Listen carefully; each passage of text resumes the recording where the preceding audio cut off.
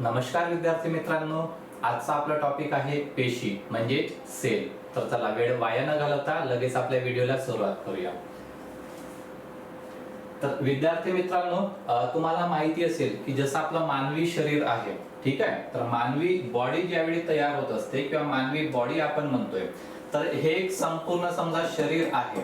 तर या शरीरामध्ये तुम्हाला काय दिसतो, शरीर हा अनेक अवयवांपासून बनलेला असतो, ठीक आहे. म्हणजे आपण जर एक बॉडी असं जर कन्सिडर करतोय, तर ही बॉडी अनेक सिस्टीम मिळून तयार होत असते. त्याला आपण म्हणतो या ठिकाणी ऑर्गन सिस्टीम, बरोबर की नाही.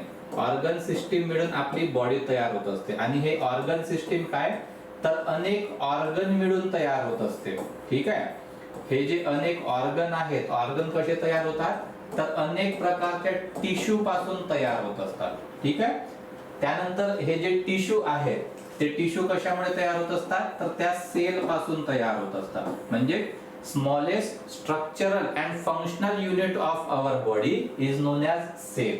काय होतो, सर्वात जो स्मॉलेस्ट आपण म्हणतोय, स्मॉलेस्ट आपला स्ट्रक्चरल आणि फंक्शनल युनिट कुठला आहे, तो सेल आहे, म्हणजे तो पेशी आहे, ठीक आहे. त्या अनेक पेशी ज्यावेळी एकत्र येतात, सेम स्ट्रक्चर आणि फंक्शन असणाऱ्या पेशी एकत्र येतात, त्यांचे मिळून काय तयार होत असते, त्यांचं मिळून या ठिकाणी ऊती म्हणजेच या ठिकाणी टिश्यू तयार होत असतात.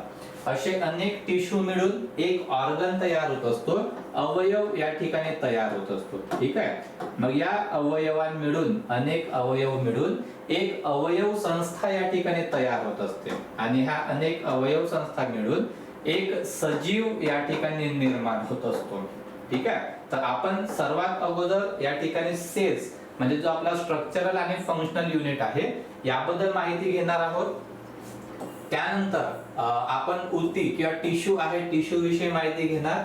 आणि आपल्या ऑर्गन सिस्टीम आहे, कारण ह्या ऑर्गन सिस्टीम मध्येच हे सर्व ऑर्गन्स आहेत ते येणार आहेत. त्यामुळे आपण नंतर ऑर्गन सिस्टीम आणि जो मानवी शरीर आहे, या मानवी शरीरामध्ये जेवढे काही सिस्टीम्स आहेत, जसं सर्क्युलेटरी सिस्टीम आहे, नर्वस सिस्टीम आहे, रेस्पिरेटरी सिस्टीम आहे, रिप्रोडक्टिव्ह सिस्टीम आहे, तर ह्या संपूर्ण सिस्टीम्स विषयी आपण वन बाय वन माहिती घेणार आहोत, ठीक आहे. तर आपण सर्वप्रथम बघूया पेशी म्हणजेच काय, आणि हा पेशीचा शोध कशा प्रकारे लागलेला आहे, कोणी लावलेला आहे, यावर तुम्हाला परीक्षेमध्ये प्रश्न असतो. तर हे डिटेल आपण या ठिकाणी बघूया. बघा, सजीवांचे शरीर हे काही मूलभूत एककांनी बनलेलं असतं. जसं तुम्हाला सांगितलंय की एकक म्हणजेच काय, तो स्ट्रक्चर आणि फंक्शनल युनिट. तर अशा एककांना आपण काय म्हणतो, पेशी असं म्हणतोय. ओके, इंग्लिश मध्ये काय, the structural and functional unit of our body is known as cell, असं तुम्ही या ठिकाणी लक्षात ठेवता. सेल हा जो शब्द आहे, लॅटिन सेला या शब्दापासून तयार झालेला आहे. आणि याचा अर्थ काय होतो, त्याचा अर्थ होतो एक लहान कक्ष.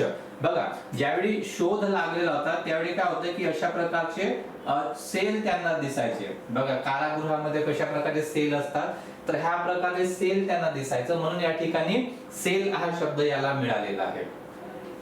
पेशीला सजीवांचे रचनात्मक व कार्यात्मक एकक म्हणजे स्ट्रक्चरल अँड फंक्शनल युनिट असं म्हटलं जाते, कारण सजीवांच्या जिवंत राहण्यासाठी आवश्यक सर्व जी कार्य आहे, ती सर्व कार्य या ठिकाणी पेशींमध्येच पार पाडले जातात, ठीक आहे. म्हणून तुम्हाला पेशींनाच आपण काय म्हणतो, बिल्डिंग ब्लॉक्स ऑफ लाईफ असं सुद्धा म्हटलं जाते. बघा, आपण सर्वात अगोदर बघितलंय structural and functional unit of our body, ठीक आहे.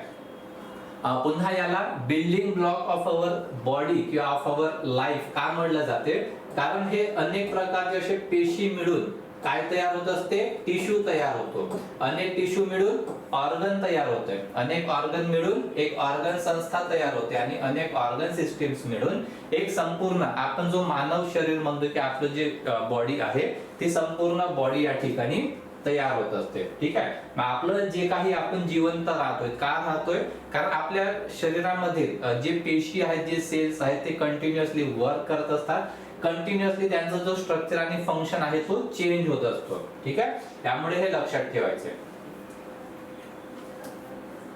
त्यानंतर आपण बघूया. बघा, पेशींचा हा आकार अति सूक्ष्म असतो. या ठिकाणी तुम्हाला ही इमेज पण दाखवण्यात आलेली आहे. तर हा खूप छोटा असतो आणि त्याच्या अभ्यासासाठी आपल्याला सूक्ष्मदर्शिक म्हणजेच या ठिकाणी मायक्रोस्कोपचा वापर करावा लागतो. हा पण प्रश्न तुम्हाला परीक्षेला विचारलेला आहे की पेशीचा अभ्यास करण्यासाठी आपल्याला कुठल्या यंत्राचा वापर करावा लागतो. तर लक्षात काय ठेवायचंय, मायक्रोस्कोप. ठीक आहे. पेशीचा अभ्यास करणाऱ्या शास्त्राला आपण सायटोलॉजी असं सुद्धा म्हणतोय, म्हणजेच कायिका विज्ञान असं आपण त्याला म्हणतो.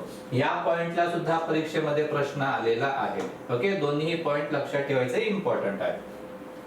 The term cell was given by Robert Hooke. हा जो सेल नाव दिलेला आहे, कोणी दिलेला आहे, तर रॉबर्ट हुक यांनी दिलेला आहे. कधी दिलेला आहे, तर 1665 मध्ये त्यांनी सर्वप्रथम या पेशीचा शोध लावला आणि पेशीविषयीची सर्व माहिती त्यांची जी बुक आहे मायक्रोग्राफिया या पुस्तकामध्ये त्यांनी दिलेला आहे. आणि कॉक यांनीच वनस्पतीच्या मृत पेशी आहेत त्या मृत पेशीचं या ठिकाणी निरीक्षण केलं.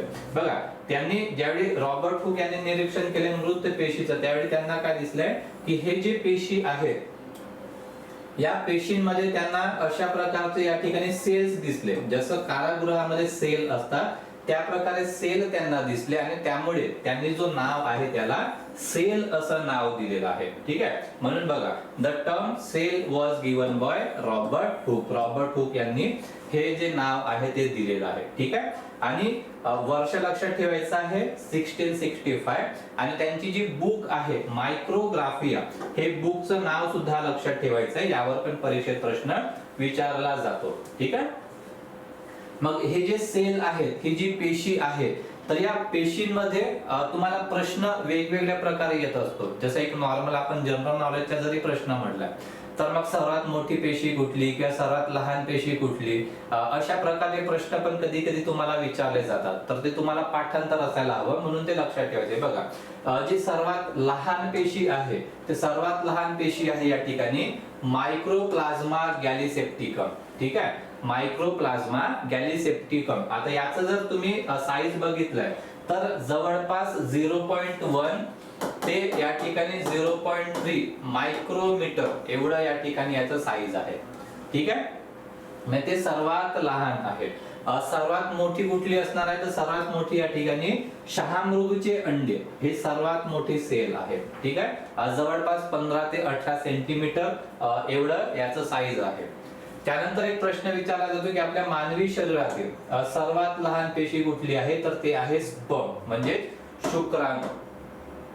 ठीक आहे. साईज किती आहे, जवळपास 50 मायक्रोमीटर एवढी या ठिकाणी साईज असते. त्यानंतर मग मानवी शरीरातील सर्वात मोठी पेशी कुठली आहे, तर ते आहे या ठिकाणी अंडपेशी म्हणजेच ओवम. ठीक आहे. ओवम किती आहे या ठिकाणी 0.1 मायक्रोमीटर. ठीक आहे. आणि वनस्पतीची जर विचारलं तर ती आहे सिक्वेरिया. आणि मानवी शरीरातील सर्वात लांब पेशी ते आहे चेतापेशी म्हणजे नर्व सेल. ते हे काही टू द पॉइंट आहेत, तुम्हाला पाठांतर असायला हवे म्हणून ते तुम्हाला सांगितलेलं आहे की डायरेक्टली कधी कधी डायरेक्ट प्रश्न विचारला जातो, सर्वात मोठी पेशी कुठली आहे, सर्वात लहान पेशी कुठली आहे, किंवा मग मानवी शरीरातील सर्वात लहान पेशी कुठली, सर्वात मोठी पेशी कुठली, किंवा मग सर्वात लांब पेशी कुठली. तर हे लक्षात ठेवायचंय. जरी तुम्हाला सर्वात लहान सर्वात मोठी हे जरी माहिती नसेल तरी आपल्या मानवी शरीरामध्ये सर्वात मोठी सर्वात लहान आणि सर्वात लांब पेशी कुठली आहे तर ते तुम्हाला लक्षात ठेवायला पाहिजे. ठीक आहे.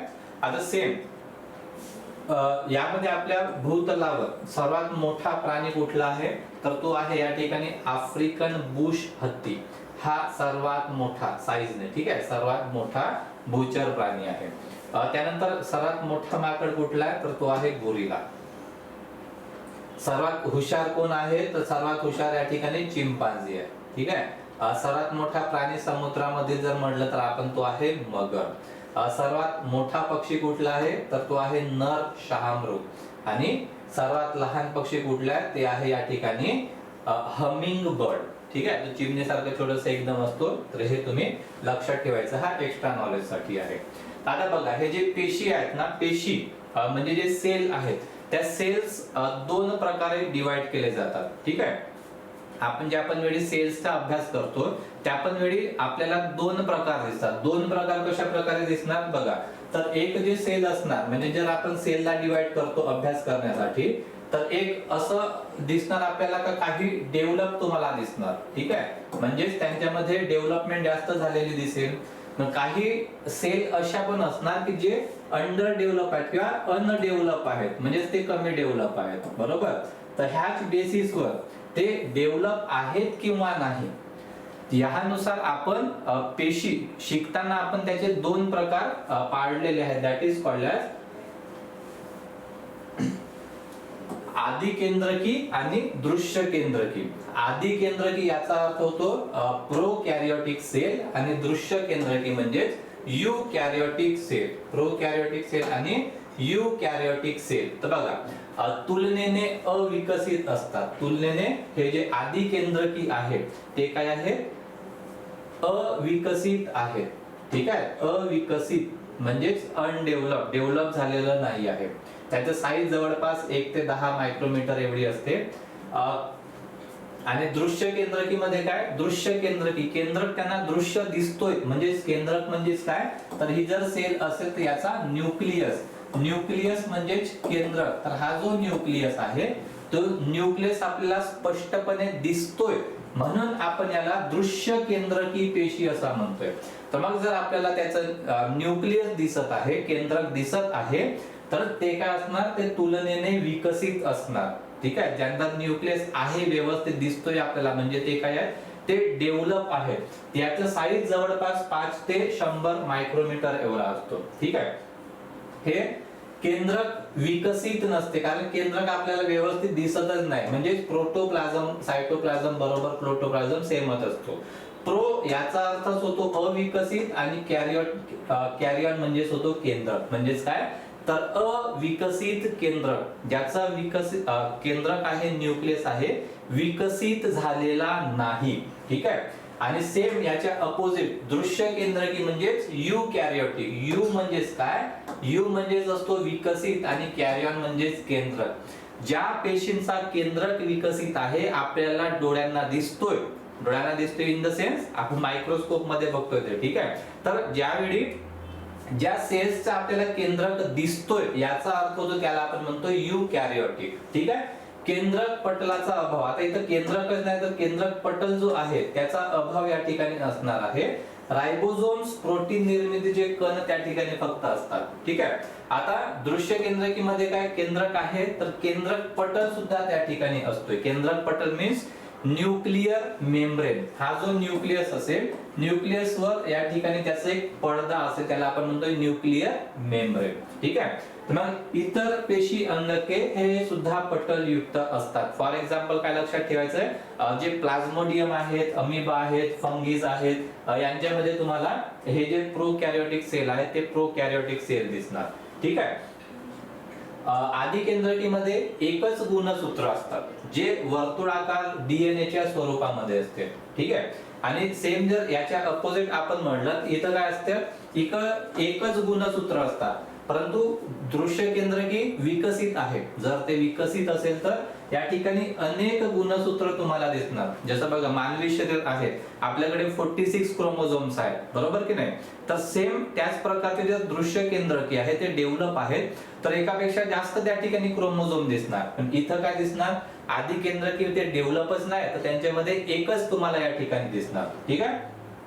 फॉर एक्झाम्पल जे जीवाणू आहेत सायनोबॅक्टेरियम, तर हे तुम्ही लक्षात ठेवू शकता, किंवा जे ब्ल्यू ग्रीन अल्गी आहे म्हणजेच नील हरित शैवाल आहे, हे याचं एक्झाम्पल आहे आदि केंद्रकी पेशीचं.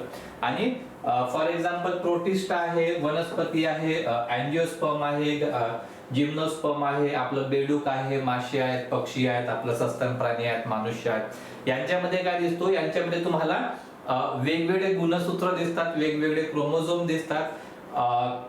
तुलनेने पेशी जे आहेत ते विकसित तुम्हाला दिसतात, म्हणून या ठिकाणी यांच्याकडे जे पेशीचा प्रकार आहे तो आहे दृश्य केंद्रकी, that is called as eukaryotic cell, ठीक आहे. तर फक्त लक्षात ठेवताना काय लक्षात ठेवायचंय की पेशी आपण दोन पार्ट मध्ये डिवाइड करतो.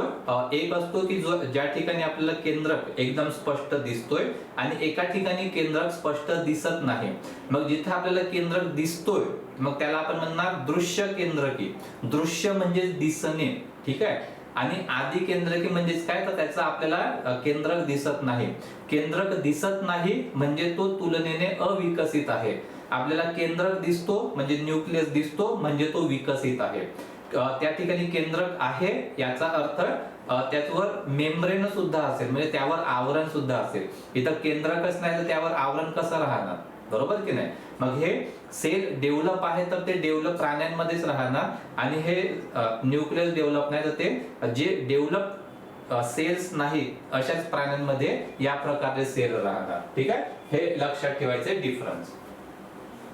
त्यानंतर बघा, हे जे प्रश्न कधी कधी तुम्हाला असे विचारला जातो की कुठल्या प्रकारचे पेशी आहेत, सेल्स आहेत आणि त्यांचा आकार कशा प्रकारचा आहे.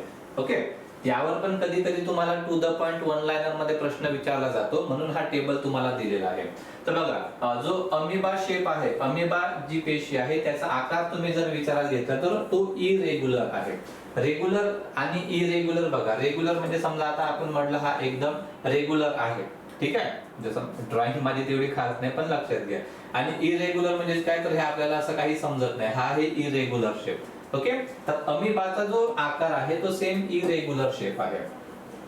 स्पायरोगायरा याचा रेक्टँग्युलर शेप आहे. बॅक्टेरिया जे आपण म्हणतोय नाही का, जीवाणू, त्यांचं सिलेंड्रिकल शेप आहे. म्हणजे बॅक्टेरिया तुम्हाला जवळपास अशा प्रकारचे सिलेंड्रिकल शेप तुम्हाला दिसेल. ठीक आहे. एग्सचा स्पेशली काय, एग्सचा या ठिकाणी राऊंड शेप आहे. ठीक आहे, जवळपास असा राऊंड शेप. स्पर्मचा या ठिकाणी स्पेरिकल शेप आहे. आरबीसी तुम्हाला शिकायला मिळेल पुढे, तो आहे बाय कॉन्केव, द्विअंतर्वक्रीय, नर्व सेलच्या ब्रांच मध्ये आहे. ओके, फॅट कसं असते तर फॅट ओव्हल शेप मध्ये असते. स्किन या ठिकाणी कॉलमनर शेप मध्ये असतं, असं कॉलम सारखं. ठीक आहे, आणि जो स्नायू आहे ते आपलं ब्रिक सारखं असतं. तर हे पण तुम्ही लक्षात ठेवणार. ठीक आहे, बघा आता आपण युकॅरियोटिक सेल बद्दल माहिती घेणार आहोत, कारण आपण जो मानवी शरीर आहे, मानवी शरीर सुद्धा आपलं काय आहे, डेव्हलप आहे. मग जर मानवी शरीर डेव्हलप आहे तर मग त्या ठिकाणी जे सेल आपल्याला दिसणार ते कसं दिसणार, दृश्य केंद्रकी म्हणजेच युकॅरियोटिक सेल. तर मग युकॅरियोटिक सेल हे आपल्याला वनस्पतीमध्ये पण दिसू शकतात, किंवा असे जे सेल आहेत आपल्याला आपल्या ॲनिमल मध्ये पण दिसू शकतात. आपल्याला स्पेशली अभ्यास कशाचा करायचा आहे, आपल्याला ॲनिमलचा अभ्यास करायचा आहे, बरोबर की नाही. मग आपण ॲनिमल सेल्स विषयी माहिती घेणार. तरीही तुम्हाला थोडंसं या ठिकाणी वनस्पती आणि प्राणी पेशी या दोघांमध्ये थोडं जे डिफरन्स आहे ते डिफरन्स सुद्धा तुम्हाला दिलेला आहे, की जेणेकरून तुम्ही अभ्यास करताना दोघांमधील डिफरन्स काय आहे ते पण तुम्ही लक्षात ठेवू शकता. ठीक आहे, तर बघा जे वैशिष्ट्यामध्ये बघा, पहिल्यांदा जे पेशी भित्तिका आहे, तर ही पेशी भित्तिका या ठिकाणी सेल्युलोज ने बनलेली असते वनस्पतीमध्ये. ठीक आहे, आपल्याकडे मानवी शरीरामध्ये जी पेशी भित्तिका आहे ती पेशी भित्तिका नसते. पेशी भित्तिका म्हणजे काय, तर सेल वॉल. ठीक आहे, सेल वॉल. आता सेल वॉल याचा अर्थ काय बघा, तुम्हाला वनस्पती दिसत असेल, हा वनस्पतीचा खोड बघा, त्या खोडवर तुम्हाला वरच्या भागाला अशा प्रकारचं एक आवरण दिसतंय, बरोबर. ते जे आवरण असते डेड सेल्स असते, तो असतो या ठिकाणी पेशी भित्तिका, सेल वॉल. आपल्या शरीराला आहे का, आपल्या शरीराला नाही, त्यामुळे पेशी भित्तिका मानवी शरीरामध्ये नसते. ठीक आहे, आता रिक्तिका बघा, हे रिक्तिका आकाराने मोठे आणि संख्येने जास्त असतात. रिक्तिका म्हणजे तुम्हाला हे लक्षात घ्यायचंय, तर हे या ठिकाणी अशा प्रकारचे आकाराने मोठे असतात आणि संख्येने जास्त असतात. का असतात, कारण या ठिकाणी जर आपण बघितलं तर वनस्पतीमध्ये पाणी शोषून घ्यावं लागतं. ठीक आहे, तर पाणी किंवा ऑक्सिजन शोषून घेण्यासाठी हे जे व्हॅक्युल्स आहेत, हे व्हॅक्युल्स या ठिकाणी काम करत असतात. ठीक आहे, पण आपल्याकडे मानवी शरीरामध्ये हे आकाराने लहान असतात आणि संख्येने कमी असतात. का, तर बघा आपल्या स्किनवर बघा, आपल्या स्किनवर तुम्हाला एक छोटे छोटे असं होल सारखे दिसणार. हे काय आहे, हे तुम्हाला या ठिकाणी रिक्तिका दिसणार. ठीक आहे, त्याच्यानंतर आहे हरित द्रव्य. मानवी शरीरामध्ये हरित द्रव्य असते का, तर ऑब्विसली नसते, बरोबर की नाही. आपल्याकडे हरित द्रव्य नसतं, तर ते फक्त वनस्पतीमध्ये असते. वनस्पतीमध्ये का असते हरित द्रव्य, तर त्याच्यामुळे त्यांची जी फोटोसिंथेसिस जी क्रिया आहे ती पार पडली जाते आणि अन्न तयार केला जातो. ठीक आहे, लायझोझोम्स, लयकालिका, तर हे वनस्पतीमध्ये नसतात परंतु ते आपल्या प्राण्यामध्ये असतात. ठीक आहे, ह्या लायझोझोम विषयी आपण एक्स्ट्रा माहिती पुढे बघणारच आहोत. प्लास्टिड आहे, प्लास्टिड पण इथं असतात, पण ते मानवी शरीरामध्ये प्लास्टिड नसतात.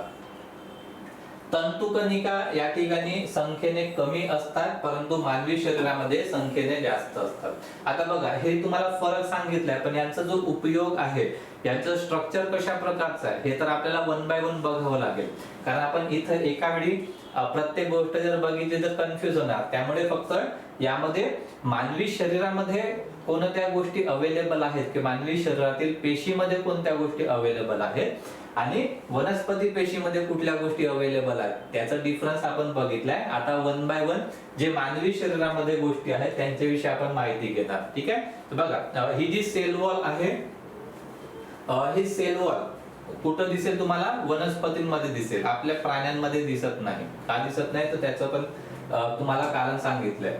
वनस्पती तसेच फंगस आणि काही जे प्रोटिस्ट आहेत यांच्यामध्ये प्रद्रव्य पटलाबाहेर एक सेल्युलोजचे बनलेले संरक्षण आवरक असते. त्या आवरणालाच आपण पेशी भित्तिका म्हणतोय. बरोबर, तुम्हाला हा एक्झाम्पल सांगितला होता. एक्झाम्पल लक्षात ठेवताना काय लक्षात ठेवणार, की जसा हा एक खोड आहे, समजा झाड आहे, त्या झाडावर तुम्ही बघा, हे जे वर असं एक आवरण असते त्यांचं, हे या प्रकारचं आवरण असते आणि हे डेड सेलचं आवरण असते, हे असते त्याचं सेल वॉल. ठीक आहे, हे मुख्यत्वे काय करणार तर संरक्षणाचे कार्य करणार. बरोबर, आतमध्ये जे काही त्याचं स्ट्रक्चर आहे त्या स्ट्रक्चरला इजा होऊ नये यासाठी संरक्षणाचं कार्य करणार. आणि हे पेशी भित्तिका फ्रीली परमिएबल म्हणजेच काय तर पाणी आणि संयुगे वनस्पतीच्या भित्तिकेतून आरपार जाऊ शकतात. बघा, परमिएबल आणि नॉन परमिएबल. परमिएबल म्हणजेच काय तर परमिएबल म्हणजेच काय तर त्याला जाऊ देणे.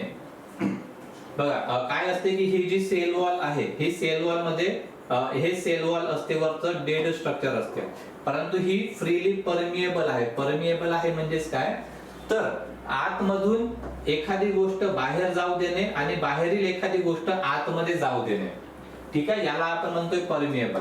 समजा या ठिकाणी हा काचेचा ग्लास आहे. ओके, उदाहरणासाठी तुम्हाला सांगतोय.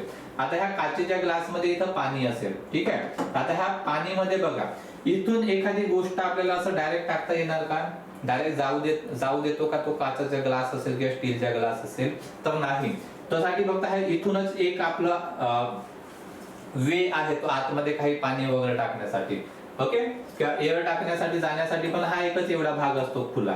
ठीक आहे, परंतु ही जी सेल वॉल आहे, ह्या सेल वॉल मध्ये काय तर जेवढी पण टोटल सेल वॉल आहे ही परमिएबल असते. म्हणजे ती कुठूनही जाणं येणं या ठिकाणी करू शकते. म्हणजे आतमधले काही बाहेरील काही न्यूट्रिएंट्स तो आतमध्ये टाकू शकतोय आणि आतमध्ये जे काही वेस्टेज आहे ते या ठिकाणी बाहेर सुद्धा टाकू शकतोय. म्हणजे जे आपण एक्सचेंज म्हणतोय, इकडलं तिकडे तिकडचं इकडे, यासाठी हा जो सेमी परमिएबल हा शब्द वापरला जातो ते हे फ्रीली परमिएबल आहे.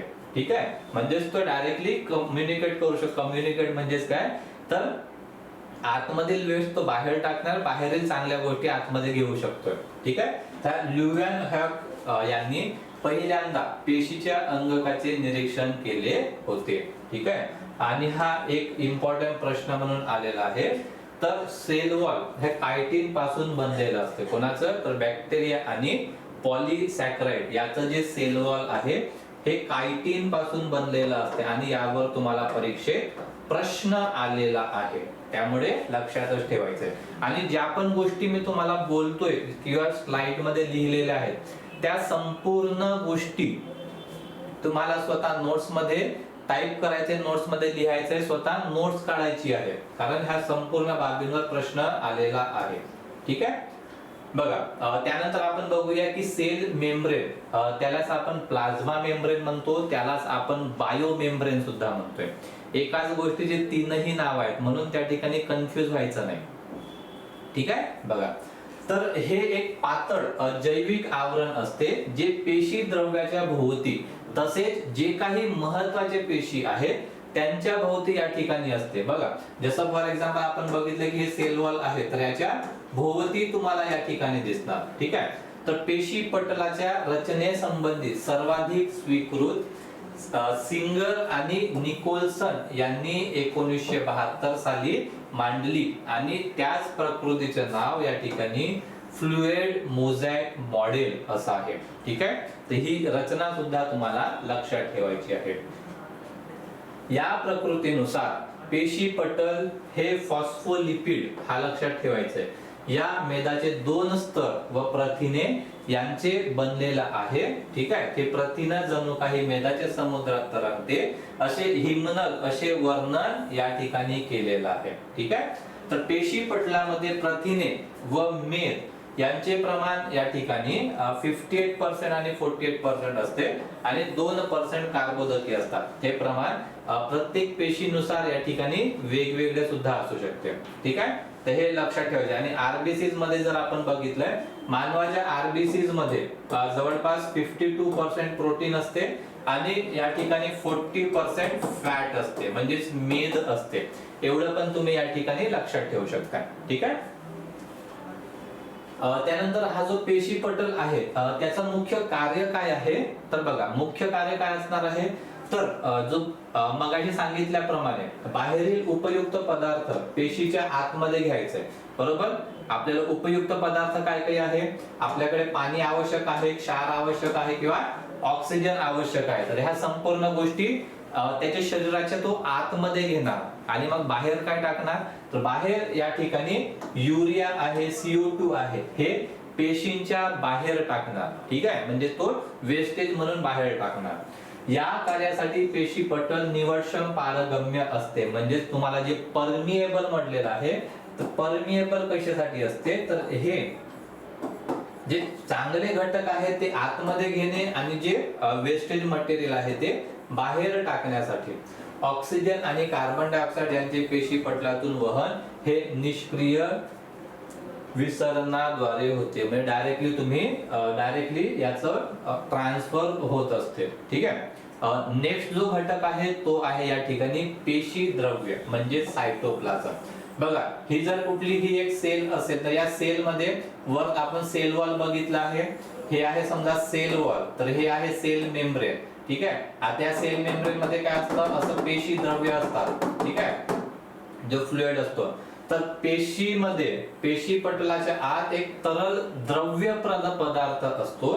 त्या पदार्थाला आपण पेशी द्रव्य म्हणजे सायटोप्लाझम असं म्हणतोय. ठीक आहे, हा जो सायटोप्लाझम आहे हा जेली सारखा चिकट असतो आणि त्यामुळे या ठिकाणी वेगवेगळे जैविक अजैविक घटक या ठिकाणी असतात. म्हणजे बघा, जे आपण शुगर म्हणतोय, आपण जे जीवनसत्व म्हणतोय, आपण जे अमिनो ऍसिड म्हणतोय, त्यानंतर एन्झाइम्स आहेत, ह्या सर्व गोष्टी कुठे दिसणार, त्या सर्व गोष्टी आपल्याला या सायटोप्लाझम मध्ये दिसणार. ठीक आहे, पेशी द्रव्यामध्ये त्या ठिकाणी पेशी अंगके सुद्धा असतात. म्हणजे आपण मगाशी गोल्जी बॉडी, त्यानंतर मायटोकॉन्ड्रिया वगैरे आपण जे बघितलंय, हे सर्व गोष्टी या ठिकाणीच तुम्हाला अवेलेबल दिसणार. ठीक आहे, प्राण्यांमध्ये पेशी द्रव्य वनस्पतीपेक्षा जास्त दाट आणि कणयुक्त असते. ठीक आहे, पेशीच्या संपूर्ण कार्यासाठी लागणारे पदार्थ कोण पुरवत असतो, तर हा पेशी द्रव्य पुरवत असतो. ठीक आहे, वेगवेगळ्या पेशी अंगकामध्ये पदार्थांचे वहन आणि वितरण हा सुद्धा पेशी द्रव्य करत असतो. आणि पेशीच्या चयापचय क्रिया म्हणजे आपण जे मेटाबॉलिझम रेट म्हणतोय, तर त्यासाठी आवश्यक सर्व जे काही रिएक्शन आहे, सर्व जी अभिक्रिया आहे, ती सर्व अभिक्रिया करण्याचं काम सुद्धा ह्या सायटोप्लाझमचं आहे. ठीक आहे, तर हे सुद्धा या ठिकाणी लक्षात ठेवायचं आहे. तर पेशी अंगकेमध्ये या ठिकाणी आता पेशी अंगकामध्ये पेशीतील जो महत्वाचा आहे केंद्र म्हणजे न्यूक्लियस. तर हा जो केंद्र किंवा न्यूक्लियस आहे, तर हा केंद्रकाचा शोध रॉबर्ट ब्राउन यांनी लावलेला आहे. ठीक आहे, तिकडे रॉबर्ट हुक, रॉबर्ट ब्राउन लक्षात घ्यायचं डिफरन्स दोघांचं, नाही तर तुम्ही नावामध्ये कन्फ्युज होणार. स्ट्रासबर्गर यांनी अनुवांशिक लक्षणाच्या संक्रमणामध्ये केंद्रक हे महत्वाची भूमिका बजावते असं या ठिकाणी त्यांनी प्रतिपादन केलेलं आहे. बघा, केंद्रक आपण पण आपल्याला माहिती आहे की जेनेटिक आपल्या पप्पांपासून मम्मीपासून समजा आपल्याकडे जे येतात ते जेनेटिक गोष्ट, ते जेनेटिक गोष्ट कसं ट्रान्सफर होतात तर त्या न्यूक्लियसच्याच माध्यमातून. आणि हे कोणी सांगितलंय तर स्ट्रासबर्गर यांनी सांगितलंय.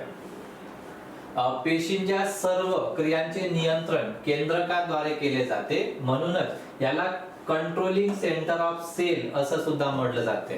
तर न्यूक्लियसचं दुसरं नाव काय आहे, कंट्रोलिंग सेंटर ऑफ सेल, असंही लक्षात ठेवायचं. कधी कधी तुम्हाला असा पण विचारला जाऊ शकतो प्रश्न की कंट्रोलिंग सेंटर ऑफ सेल याचा शोध कोणी लावलेला आहे. ठीक आहे, तुम्हाला डायरेक्टली नसतं न्यूक्लियसचा शोध कोणी लावलाय असा प्रश्न आता कॉमन झालेला आहे. तुम्हाला प्रश्न फिरवून सुद्धा विचारला जाऊ शकतो की या ठिकाणी हा जो घटक आहे न्यूक्लियस त्याच्याऐवजी कंट्रोलिंग सेंटर ऑफ सेल याचा शोध कुणी लावलाय. त्यावेळी तुम्ही कन्फ्युज व्हायचं नाही, त्याचा शोध कुणी लावलाय तर हा रॉबर्ट ब्राउन यानेच लावलेला आहे. ठीक आहे, ते लक्षात ठेवायचंय. केंद्रकाच्या आतील जो तरल पदार्थ आहे त्याला आपण म्हणतोय न्यूक्लिओप्लाझम. ओके, दोन डिफरन्स लक्षात घ्यायचे, एक असतो सायटोप्लाझम आणि एक असतो न्यूक्लिओप्लाझम. ठीक आहे, मग अशी आपण सायटोप्लाझम बघितलं आहे. हा सायटोप्लाझम हा वेगळा घटक आणि न्यूक्लिओप्लाझम, ठीक आहे, सायटोप्लाझम कुठं असतो तर ह्या सेल मेम्ब्रेन मध्ये, सेल मेम्ब्रेन किंवा सेलच्या आतमध्ये. जो आपण सेल वॉल बघितला, सेलच्या वॉल मध्ये हा जो तरल द्रव्य आहे हा असतो या ठिकाणी सेल मेम्ब्रेन. आणि न्यूक्लिओ मेम्ब्रेन काय तर ही सेल आहे. सेल मध्ये समजा हा न्यूक्लियस आहे, ह्या न्यूक्लियसच्या आतमध्ये जो द्रव्य पदार्थ असतो त्याला आपण न्यूक्लिओप्लाझम असं म्हणतोय. ठीक आहे, दोघांमध्ये डिफरन्स तुम्हाला लक्षात घ्यायचा आहे. ठीक आहे, तर बघा न्यूक्लिओप्लाझम किंवा त्याला आपण कॅरिओलिम्स असं सुद्धा म्हणतोय. न्यूक्लिओप्लाझम मध्ये न्यूक्लिक आम्ले म्हणजे दॅट इज कॉल्ड डीएनए आणि आरएनए असते. किती 85%.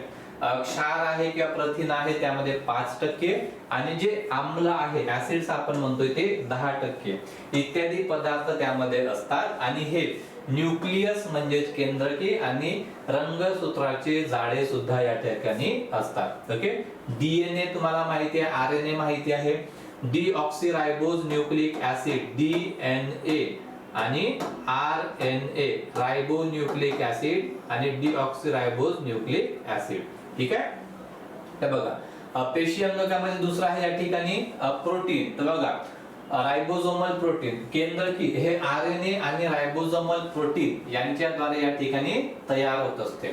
त्यालाच आपण काय म्हणतो, हे क्रोमॅटिन नेटवर्क हे जाळे डीएनए चे बनलेले असते. यावर परीक्षेमध्ये प्रश्न आलेला आहे, लक्षात ठेवायचं आहे. डीएनए हे अनुवांशिक लक्षणाचे वहन एका पिढीकडून दुसऱ्या पिढीकडे करत असते. ऑलरेडी ह्या गोष्ट तुम्हाला सांगितलंय की जी अनुवांशिकता आहे, ज्या पण गोष्टी ट्रान्सफर होतात तर ते कशाद्वारे ट्रान्सफर होतात, न्यूक्लियस द्वारे. आणि ह्या न्यूक्लियस द्वारे म्हणजेच काय तर डीएनए द्वारे ट्रान्सफर होत असतात. तर विशिष्ट अनुवांशिक लक्षणांसंबंधी डीएनए चा जो महत्त्वाचा तुकडा आहे त्याला आपण काय म्हणतो, जीन. म्हणून त्याला आपण जेनेटिक म्हणतोय, जीन.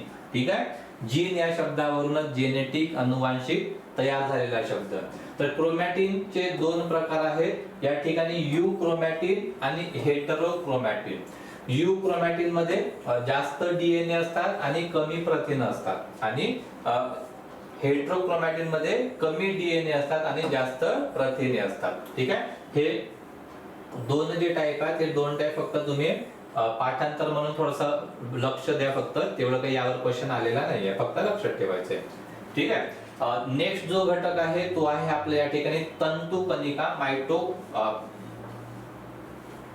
तंतुकणिका. ठीक आहे, तर बघा ऑक्सी श्वसनात भाग घेत असल्याने त्याला महत्वाचे पेशी अंगके आहेत. ठीक आहे, जे आपण म्हणतोय ऑक्सी श्वसन. ठीक आहे, तर त्यासाठी या ठिकाणी हा जो मायटोकॉन्ड्रिया आहे, तंतुकणिका आहे, तो महत्वाचं काम करतोय. यालाच आपण पेशीचे ऊर्जा केंद्रक असं म्हणतो, म्हणजे power house of cell. Power house of cell असं सुद्धा आपण याला म्हणत असतो. आदी केंद्रकी पेशी आणि आरबीसीज यांच्यामध्ये मायटोकॉन्ड्रिया नसतात, लक्षात ठेवायचंय, इम्पॉर्टंट पॉइंट आहे. जे प्रोकॅरियोटिक सेल आहे आदि केंद्रकी पेशी आणि जे आरबीसीज आहेत, आरबीसीज मध्ये या ठिकाणी हा जो माइटोकॉन्ड्रिया नसतो. तंतुकणिकांना दुपदरी आवरण असते, त्याचा बाहेरील भाग हा विशिष्ट प्रथिनांनी बनलेला असतो. बघा ही जी तुम्हाला इमेज दाखवली आहे ही आहे या ठिकाणी माइटोकॉन्ड्रिया. माइटोकॉन्ड्रियाची इमेज तुम्ही कुठे बघितलं तर तुम्हाला हा अशा प्रकारचं जाड्याचं तुम्हाला स्ट्रक्चर दिसेल. ठीक आहे.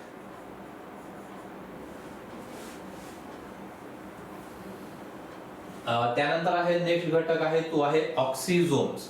ऑक्सिझोम्स काय करतो तर तंतुकणिकेच्या इनर मेम्ब्रेन वर असणाऱ्या कणांना आपण काय म्हणतो, त्यांना ऑक्सिझोम्स असं म्हणतोय.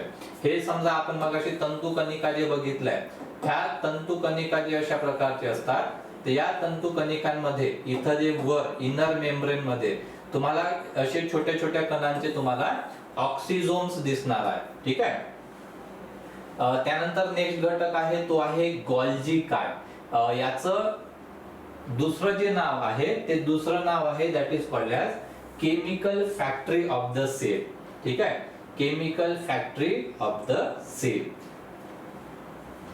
गोल्जी काय हे अंग वेगवेगळ्या आकाराच्या समांतर पिशव्यांचे बनलेले असते. या पेशीला आपण केमिकल फॅक्टरी म्हणजे पेशीच्या रासायनिक कारखाना असं सुद्धा म्हणतोय. सोबत सोबत याला आपण traffic controller of cellular molecules असं सुद्धा म्हटलं जाते. हा स्ट्रक्चर आहे, स्ट्रक्चर लक्षात ठेवायचे तुम्हाला. नेक्स्ट आहे एंडोप्लाझ्मिक रेटिक्युलम, त्याला आपण ER असं सुद्धा म्हणतोय शॉर्टकट मध्ये ER. आंतरद्रव्य जालिका. तर बघा पेशी द्रव्यामध्ये आढळणारे हे छोटे जाळे आहेत. जे सर्व आपले जे युकॅरियोटिक सेल आहेत या युकॅरियोटिक सेल मध्ये हा जो ER आहे हा ER आढळत असतो. ठीक आहे. एक्सेप्ट लक्षात ठेवायचं एक्सेप्ट आपला ओवम. ठीक आहे. एक्सेप्ट ओवम सेल मध्ये या ठिकाणी राहत नाही. रचना कशी आहे तर ह्या ट्यूबुल सारखी रचना आहे आणि शीट्स पासून या ठिकाणी तयार झालेला आहे. या ठिकाणी हे जे बाह्य चित्र दिसतोय तुम्हाला, ह्या बाह्य चित्रावरच तुम्हाला या ठिकाणी जे काय म्हणतात रायबोझोम्स आहेत ते रायबोझोम्स या ठिकाणी असतात. आणि याचे मग हे दोन प्रकार तुम्हाला दिसणार. ठीक आहे. एक असतो रफ एंडोप्लाझ्मिक रेटिक्युलम आणि एक असतो स्मूथ एंडोप्लाझ्मिक रेटिक्युलम. असं या ER चे दोन पार्ट असतात. ठीक आहे. रफ म्हटलं तर काय, रायबोझोम्सचे कण असल्यामुळे तो रफ दिसतोय म्हणजे खडबडीत दिसतो.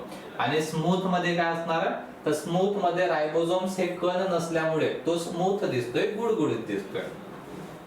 हे वेगवेगळ्या मेदाचे असतात आणि त्यामुळे त्यांचे कार्य सुद्धा वेगवेगळे असणार आहे. ठीक आहे.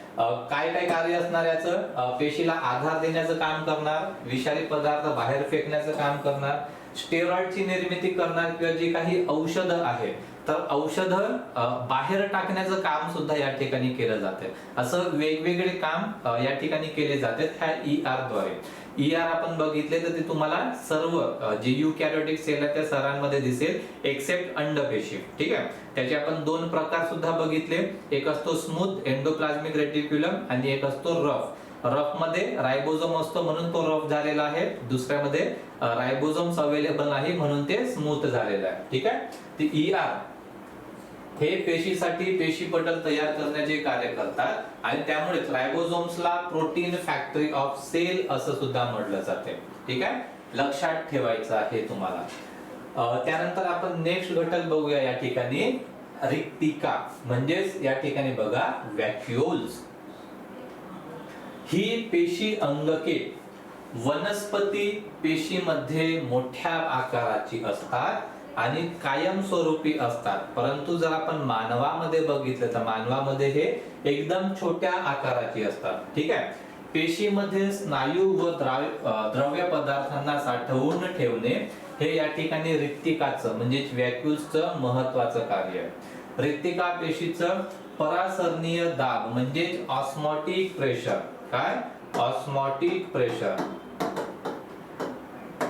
मेंटेन ठेवण्यासाठी या ठिकाणी मदत करत असतो. ग्लायकोजोम तसेच प्रथिने यांचा संचय करतात आणि पेशीला जर उपासमार झाली असेल तर त्या उपासमार झाल्यावर ते उपयोगी पडतात. ओके. हे स्टोर हाऊस सारखंच काम केलं जातं. प्लास्टिड हे सुद्धा वनस्पतीमध्येच आढळतोय. तंतुकणिकाप्रमाणे लवके ही द्विपदरी आवरणाची असतात आणि त्यामध्ये डीएनए, आरएनए आणि रायबोझोम्स असतात. हे पण 3 प्रकाराची आहेत. अमायलोप्लास्ट म्हणजे कार्बोदकांची साठवणुकीसाठी, ॲल्युरोप्लास्ट प्रथिनांच्या साठवणुकीसाठी आणि एलायोप्लास्ट म्हणजे मेदांच्या साठवणुकीसाठी, असे 3 प्रकार यांचे असतात. ठीक आहे. सर्व प्रकारची लवके फक्त वनस्पतींमध्येच आढळतात, हे ऑलरेडी तुम्हाला सांगितलेलं आहे. ठीक आहे. कारण जे प्लास्टिड आहे, प्लास्टिड फक्त वनस्पतीमध्ये आढळतं, आपल्या प्राणी पेशीमध्ये ते आढळत नाही. कशासाठी आढळतात हे? तर वनस्पतीमध्ये प्रकाश संश्लेषणासाठी तर हरित लवके महत्वाची आहे. ठीक आहे. जी आपण फोटोसिंथेसिस प्रोसेस जी वनस्पतीमध्ये आढळते, ज्याद्वारे वनस्पती स्वतःचं अन्न स्वतः तयार करतात. मानव स्वतःचं अन्न स्वतः तयार करू शकत नाही. ठीक आहे. हा वनस्पती आणि प्राणी पेशींमध्ये फरक आहे. तर यासाठी प्रकाश संश्लेषणासाठी हे आपले जे प्लास्टिड्स आहेत ते महत्वाचे आहेत.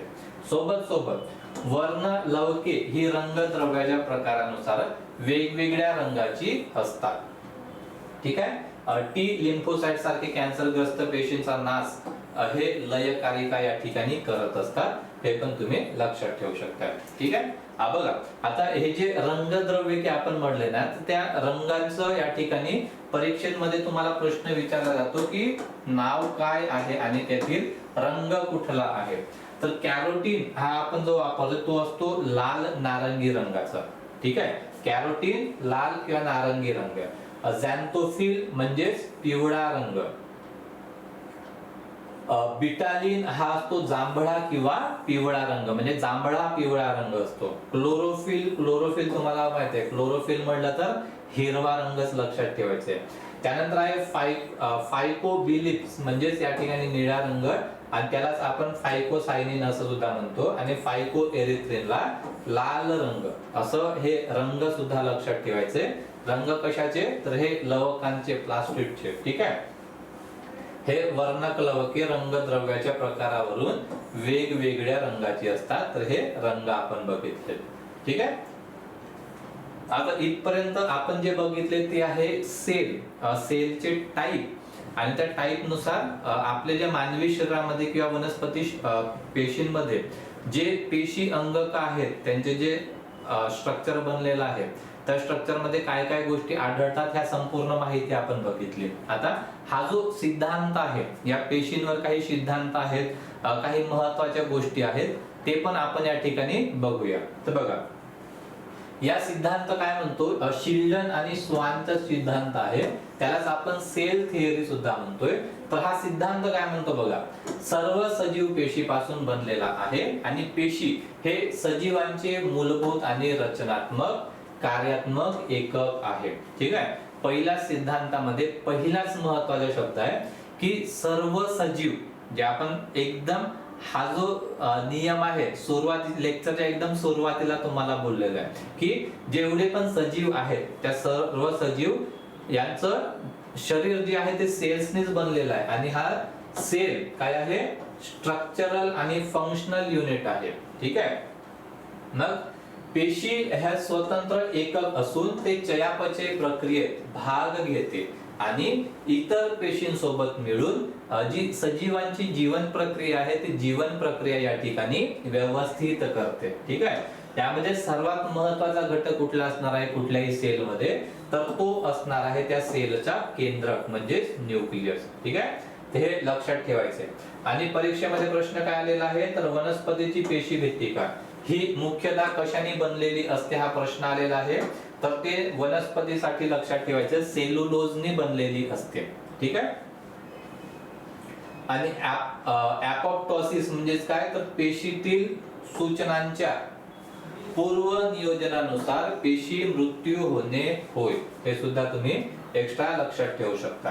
ठीक आहे. आता हा जो सेल डिव्हिजन आहे आपल्या शरीरामध्ये, जसं आपली पेशी आहे, तर आपलं जे छोटासा शरीर बघा, आपण ज्यावेळी जन्माला येतो किंवा जन्माची ज्यावेळी प्रोसेस चालू होते, फिटस असतोय, ते एक छोटस सेल असते, त्या सेलचं मग अशा प्रकारचे मोठं होत मग आपण असं आपलं मानवी शरीर तयार होत असते, बरोबर. तर मग हे जे मानवी शरीर तयार होत आहे याचा अर्थ काय आहे? याचा अर्थ असा आहे की जे आपल्या शरीरामध्ये जी सेल असते त्या सेलचं डिव्हिजन होत आहे, ती डिवाइड होत आहे.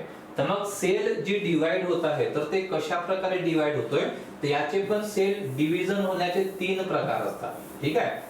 पहिला जो प्रकार आहे दॅट इज कॉल्ड ॲज असूत्री विभाजन म्हणजे मायटोसिस. दुसरा आहे समसूत्री विभाजन म्हणजे सोमॅटिक सेल डिव्हिजन किंवा मायटोसिस. आणि अर्धसूत्री cell division that is called as reproductive cell division किंवा त्यालाच आपण म्हणतोय मिओसिस. ठीक आहे. हे वेगवेगळी नावं त्यांना आहेत. तर बघा, पहिला आपण बघूया असूत्री विभाजन. असूत्री विभाजन म्हणजे काय, तर एक पेशीय सजीवांमध्ये आणि जे कमी विकसित आहेत त्या कमी विकसित सजीवांमध्ये या ठिकाणी आढळतो. सर्वात आधी पेशी केंद्रकांमध्ये विभाजन होते आणि त्यानंतर पेशी द्रव्याचे विभाजन होऊन 2 पेशी तयार होत असते. म्हणजे बघा, ही समजा एक सेल आहे, त्याचं हा न्यूक्लियस आहे, याचं विभाजन होणार आणि अशा प्रकारचे 2 सेल या ठिकाणी तयार होणार. ठीक आहे. म्हणजे फॉर एक्झाम्पल आदिजीव, जीवाणू, अमिबा यांच्या शरीरामध्ये ते प्रोसेस होत असते. नेक्स्ट आहे समसूत्री. म्हणजे शरीरातील कायिक पेशींमध्ये या प्रकारचे विभाजन घडत असते. एक जनक पेशीतून 2 समान नवीन पेशी तयार करतात. ठीक आहे. पेशी विभाजनानंतर गुणसूत्रांची संख्या जनक पेशी एवढीच राहते. त्यामुळे नवीन पेशींमधील जनक पेशींप्रमाणेच अनुवांशिक लक्षणं पाहायला मिळतात. ठीक आहे. जसं हा असेल या ठिकाणी, याचं काय होत आहे, याचं डिव्हिजन होत आहे आणि या ठिकाणी सेम ज्या प्रकारचे तुम्हाला 2 नवीन सम तुम्हाला सेल दिसणार आणि ज्या प्रकारचं जेनेटिक फॅक्टर हा मेन सेल कडे होते, सेम स्ट्रक्चरच तुम्हाला या ठिकाणी दिसणार. त्याला आपण म्हणतोय समसूत्री विभाजन. आणि अर्धसूत्री म्हणजेच काय, तर शरीरातील प्रजनन पेशींमध्ये या प्रकारचे विभाजन होत असते. ठीक आहे. त्याला आपण गॅमेट्स म्हणतो, गॅमेट्स तयार करत असतात. तर हे समसूत्रांची संख्या या ठिकाणी अर्धी करते. ठीक आहे. एक सेल असेल त्या ठिकाणी, त्याचं ते डिव्हिजन करतात आणि हे डिव्हिजन करून काय करतात, हे यांची संख्या वेगवेगळी होत असते. ठीक आहे. तर मिओसिस मध्ये काय, गुणसूत्रांची संख्या अर्धी होते, मात्र एका द्विगुणित केंद्रापासून 2 एकगुणित म्हणजे हॅप्लॉइड केंद्र त्या ठिकाणी तयार होत असतात. हे असते या ठिकाणी अर्धसूत्री. तर फक्त तुम्हाला लक्षात काय ठेवायचे, असूत्री विभाजन हे एक पेशीय सजीवांमध्ये किंवा मग जे कमी विकसित आहेत त्यांच्यामध्ये होत असते. ठीक आहे. समसूत्री विभाजन हे आपल्या पेशींमध्ये होत असते, सर्व पेशींमध्ये याच प्रकारचं डिव्हिजन होत असतो. ठीक आहे. परंतु जे आपले रिप्रोडक्टिव्ह सेल आहेत त्या रिप्रोडक्टिव्ह सेल्स मध्ये अर्धसूत्री विभाजन किंवा मिओसिस ही प्रोसेस फॉलो होत असते. एवढं तुम्हाला लक्षात घ्यायचं आहे. ठीक आहे. बघा, हे तुम्हाला या ठिकाणी अजून माहिती दिलेली आहे. सेल डिव्हिजन या प्रकारचं या ठिकाणी फॉलो होत असते. ठीक आहे. हे एक सेल आहे, याचं 2 सेल, याचं डिवाइड होतो 2 सेल या ठिकाणी तयार होतात. बरोबर. समसूत्रीमध्ये सर्व सजीवांची वाढ, जे आता तुम्हाला सांगितलंय की मानवी शरीरामध्ये बघा असं प्रकारचं होतंय. का होत आहे, कारण आपल्या शरीरामध्ये वाढ होत असते, जखम भरून येता यावी म्हणून एका सेलचं 2 सेल मध्ये त्याच प्रकारचं सेम स्ट्रक्चर फंक्शन मध्ये तसं तयार होत असते. ठीक आहे. मिओसिस मध्ये 2 एकगुणित केंद्रक समसूत्री विभाजनाद्वारेच होतात आणि त्याचे 4 तयार होतात. ते हे लक्षात ठेवायचं. आणि याच्यामुळे काय, नवीन पिढ्यामध्ये अनुवांशिक लक्षणे या ठिकाणी दिसतात. स्त्री बीज पुरुष बीज मध्ये या ठिकाणी तयार केलं जाते. ठीक आहे. आता हे थोडंसं एक महत्वाचं आहे की शोध कुणी लावले आणि शास्त्रज्ञ. तुम्हाला मगाशी सांगितलंय की जेवढे पण घटक आहेत त्या घटकांचा शोध, जसं आपण सेलचा शोध तिथंच बघितलाय किंवा आपण न्यूक्लियसचा शोध कुणी लावलाय तिथं बघितलाय. तर सेम बघा, आंतरद्रव्य ही जी जालिका आहे यामध्ये याचा शोध पॉर्टर यांनी लावलेला आहे. ठीक आहे. गॉल्जी यांचा कॅमिलिओ गॉल्जी. तंतुकणिकेचा शोध अल्टमन व बेंडा यांनी लावलेला आहे. लयकारिकाचा शोध सी डे ड्यू यांनी लावलेला आहे. रायबोझोम्सचा शोध पॅलाडे आणि केंद्रकाचा शोध तुम्हाला सांगितलंय ऑलरेडी रॉबर्ट ब्राउन यांनी लावलेला आहे. ठीक आहे. तर अशा प्रकारचा हा जो आपला पेशी किंवा सेल हा जो घटक आहे तो आपण या ठिकाणी कंप्लीट केलेला आहे. ठीक आहे. तर मग भेटूया आपण आपल्या नेक्स्ट व्हिडिओ मध्ये. तोपर्यंत थँक्यू.